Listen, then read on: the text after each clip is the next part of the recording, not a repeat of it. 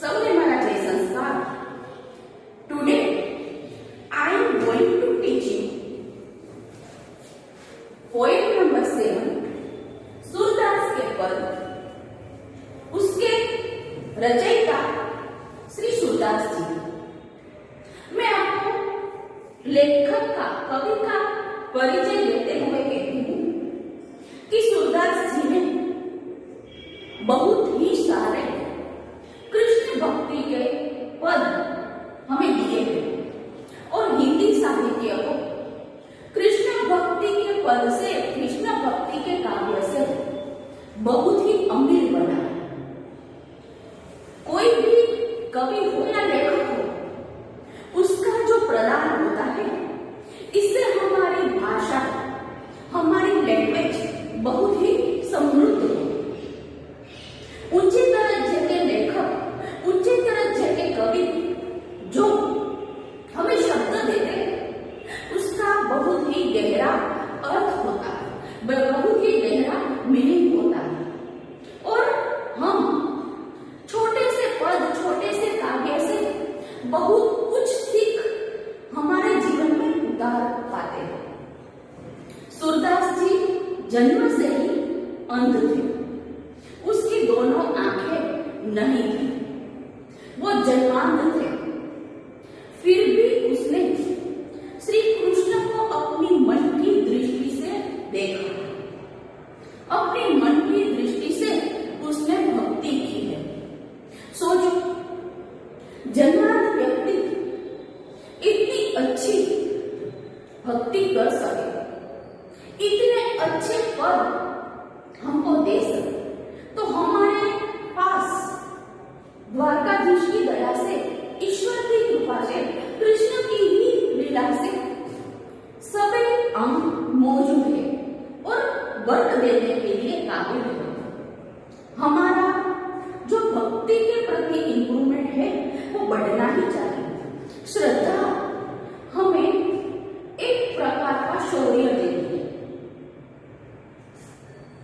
एक बात मुझे यहाँ पे याद आती है कि श्रद्धा जब एक्सपायर होती है तब वो अंधश्रद्धा बन जाती है, लेकिन विश्वास जब अपग्रेड होता है तब वो आत्मविश्वास बन जाता है।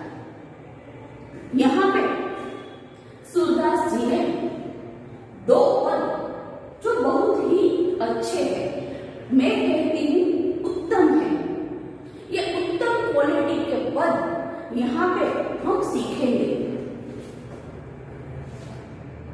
मेरे मन अनंत कहाँ सुख पावे, जैसे उड़ी जहाज को पंछी फिर जहाज पे आवे।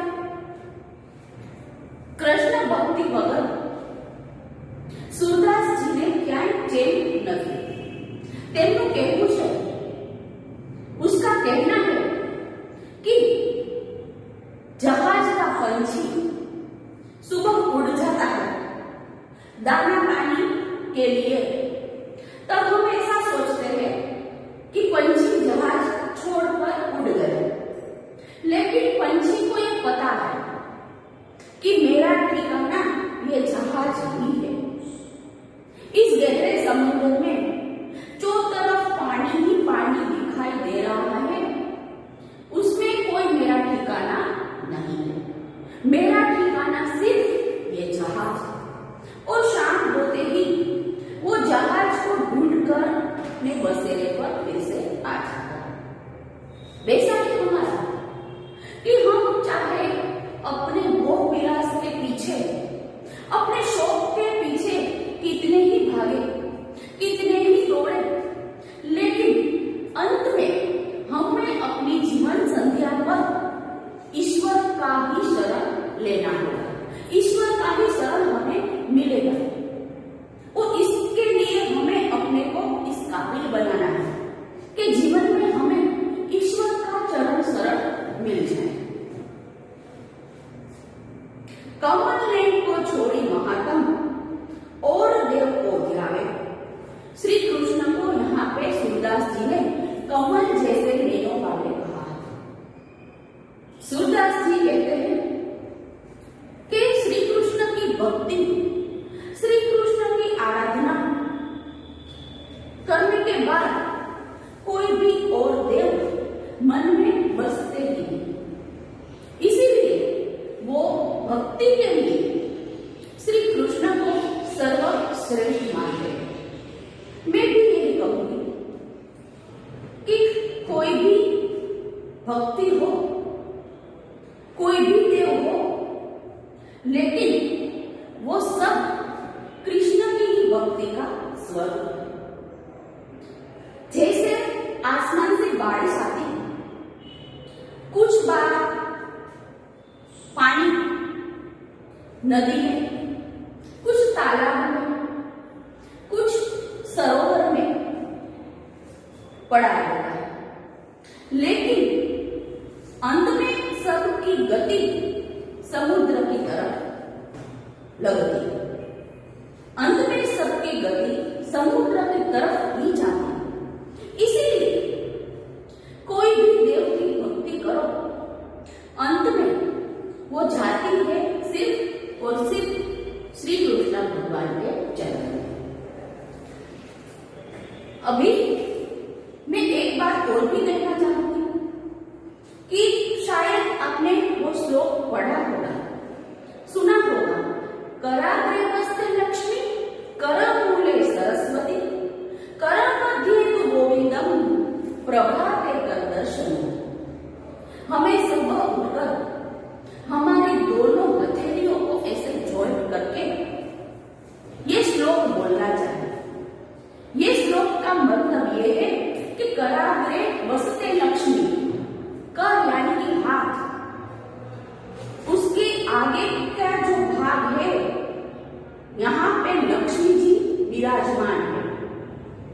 इस संसार में किसी के पास ज्यादा लक्ष्मी है, किसी के पास उससे थोड़ी, उससे थोड़ी, उससे थोड़ी, उससे थोड़ी। करमूले सरस्वती, कर का जो मूल है, यहाँ श्री सरस्वती जी विराजमान है। करमध्ये तु गोविंदम, जैसे हम अपनी मुट्ठी बांधते हैं, यहाँ पे कर के बीचों बीच, कर के मध्य में श्री कृष्ण भगवान, श्री गोविंद हरे मुरारी विराजमान है।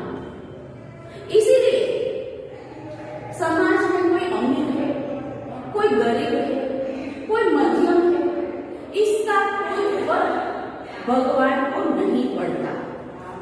भगवान के पास जाते ही सब उंगली एक हो जाती है। वैसे ही भगवान के चरण शरण में हम सब एक समान हैं। भगवान हमें अपने कर्मों से सुख या दुख, आगे या पीछे ले जाते हैं। लेकिन जो ज्यादा लक्ष्मीवान है, जो ज्यादा सरस्वतीवान है, वो भगवान को अधिक प्रिय है, ऐसे मानने की गलती नहीं करनी चाहिए।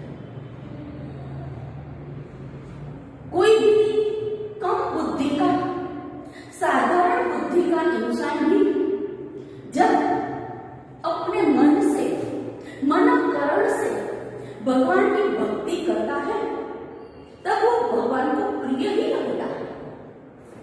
हम ये बात आगे दोहराते हुए कहते हैं, परम गंगा को छोड़ी यासो, दुर्मति दुख नहीं। किसी इंसान को चाहे प्यास लगी हो और उसके पास गंगा जल मौजूद है, तो कोई मूर्ख ही ऐसा होगा कि वो गंगा जल को छोड़कर, गंगा जैसे पवित्र नदी का जल छोड़कर कुआं खुदवाएगा अपनी प्यास बुझाने के लिए। वैसे ही जो उत्तम और श्रेष्ठ मार्ग हमारे पास है, उस पर चलने की बजाय हम दूसरे मार्ग पर चलने की विचार करेंगे तो हम मूर्ख होंगे।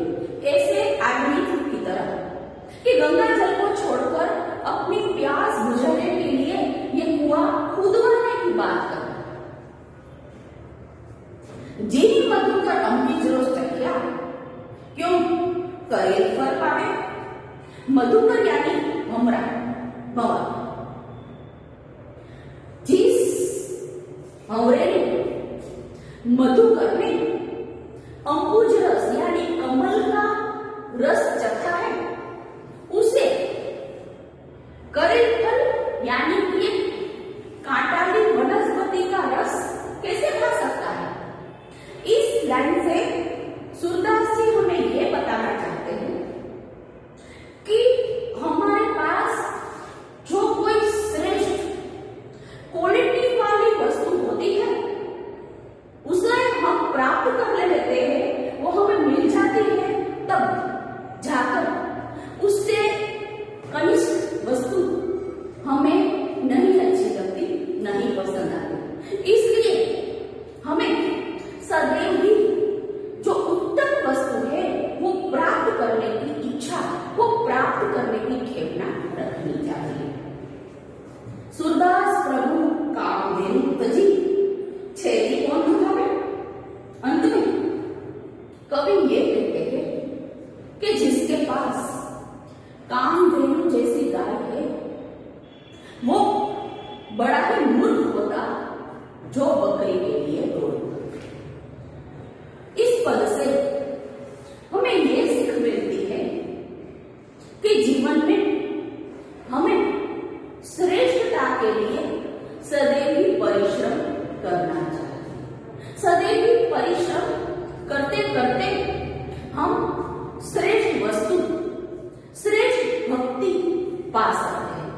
श्रेष्ठ भक्ति पाने से हम अपने जीवन में सुख का और शांति का अनुभव कर सकते हैं। दूसरा पद, शोभित कर नवनीत लिए गुडूरी चलन रेणु तन्मंडित मुख दधी ले। श्री कृष्ण के बाल स्वर्ग का यहाँ पर वर्णन किया गया है।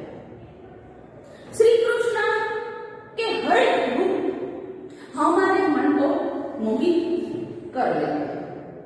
चाहे वो गोवर्धन का रूप हो, या बाल कृष्ण का रूप हो, या गिरधर गोपाल का रूप हो, या फिर द्वारकाधीश, हमें भगवान का सब रूप अपनी तरफ आकर्षित करता है, मोहित करता है। ये आज के समय में बहुत बड़ी बात है।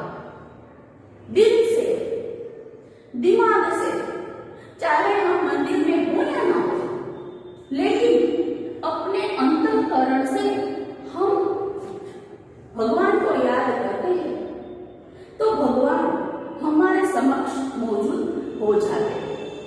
इसकी शर्त क्या है? मैं आपको एक छोटे से दृष्टांत द्वारा समझाऊंगी कि यदि हमारा घर साफ सुथरा नहीं है,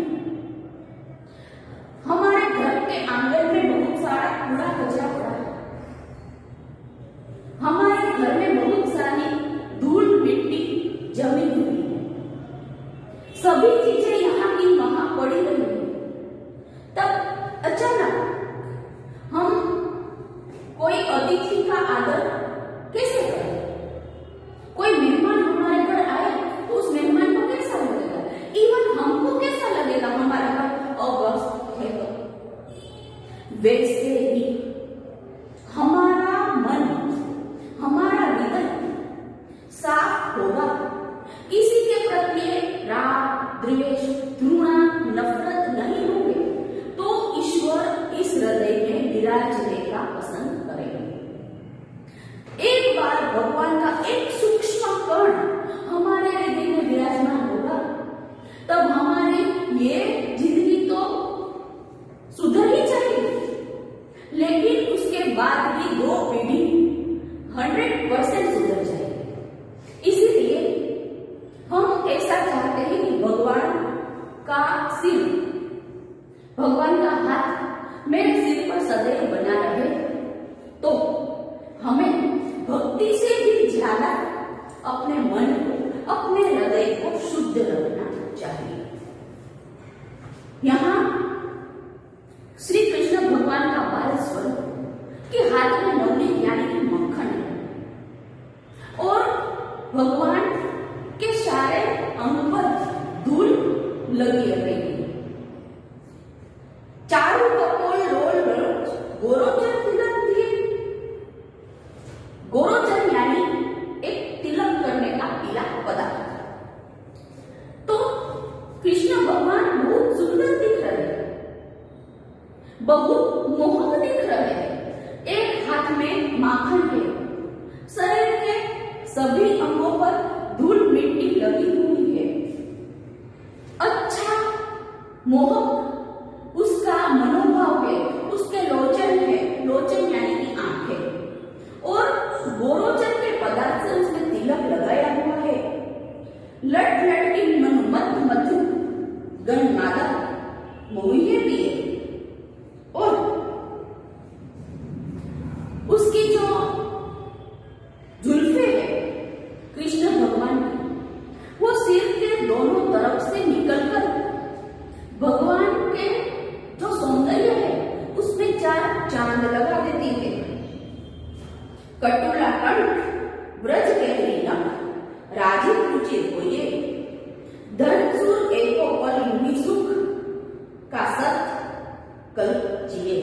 ऐसी छवि कृष्ण भगवान की, मुरारी जी की बाल स्वरूप एक बार, सिर्फ एक बार देखने को मिल जाए तो कल्प यानी 4,32,00,000 वर्ष की अवधि को हम कल्प कहते हैं। ऐसा लंबा समय हमारे जीव के लिए, हमारे जीवात्मा के लिए, हमारी आत्मा के लिए सुधर जाता है। सूरदास जी ने, संत सूरदास जी ने ये दोनों पद में हमें बहुत कुछ सिखाया। वो अंध होते हुए भी कृष्ण की छवि को देख पाते हैं, ये बहुत बड़ा प्लस पॉइंट है। देखने के लिए सिर्फ नयनों की, लोचनों की जरूरत नहीं है। हम अपनी आत्मा की दृष्टि से भगवान को सदैव ही देख सकते हैं और उसे प्रणाम कर सकते हैं।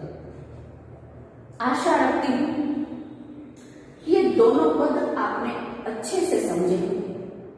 मिलते हैं नेक्स्ट वीडियो में, तब तक के लिए सबको मेरे जय द्वारकाधीश।